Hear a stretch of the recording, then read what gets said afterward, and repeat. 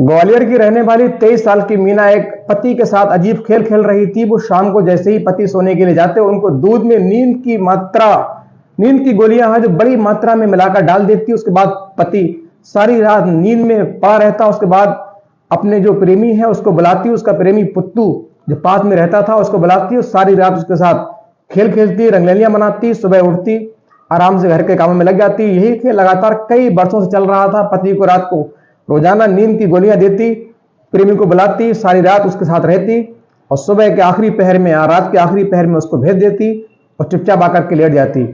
लेकिन यही खेल 27 सितंबर की रात, बीती 27 सितंबर तक जूं की तो चल रहा था, लेकिन बीती 27 सितंबर की रात को यह केस खुल गया। दरअसल मीना ने पति के दूध में कुछ नींद की गोलियां कम मिलाई, जिससे उनको नींद सही जिस प्रकार आना चाहिए नहीं आई। वो रात में उठ गए। जब उठे उन्होंने देखा कि पत्नी दूसरे जो उसका रिश्ते का एक भाई है, पति जो शिवराज है उसका एक रिश्ते का भाई है पुत्तू, उसके साथ आपत्तिजनक अवस्था में है। फौरन पति को गुस्सा आया, खून खोला, उन्होंने सीधा लकड़ी उठाई और मारने के लिए दौड़ पड़े। उसके बाद मीना, उसका प्रेमी पुत्तू और पति शिवराज में लड़ाई होती है, तीनों में मारपीट मचती है। उसके बाद मीना अपने प्रेमी पुत्तू की मदद से अपने पति का गला घोट देती है, उसको मार देती है।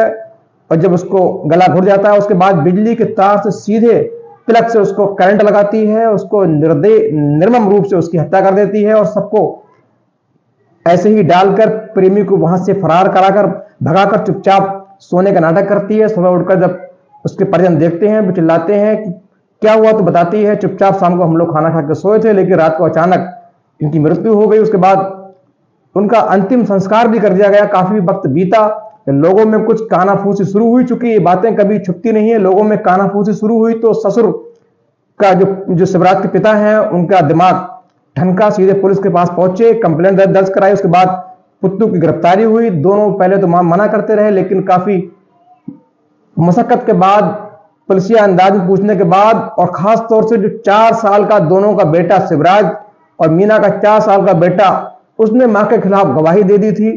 उस गवाही के आधार पर दोनों को गिरफ्तार किया गया, जेल भेज दिया गया। मीना ने जब सुना कि उसके 4 साल के पुत्र ने गवाही दी है तो हैरान रह गई, क्योंकि बच्चों की गवाही बहुत ज्यादा मायने रखती है।